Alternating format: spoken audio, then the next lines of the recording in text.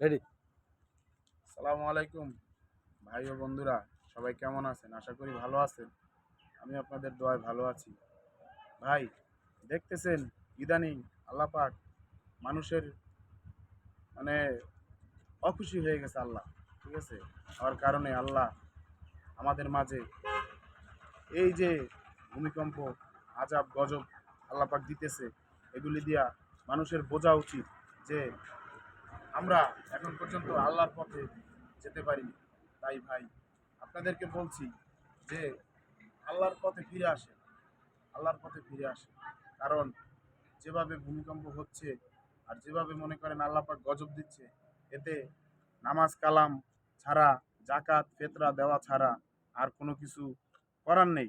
শুধু একমাত্র মাওলার কাছে প্রার্থনা করেন যে মাওলা যাতে আমাদেরকে দুমুঠো ডাল ভাত খেয়ে বাঁচিয়ে রাখে আর তার ইবাদত করার জন্য তৌফিক দেয়।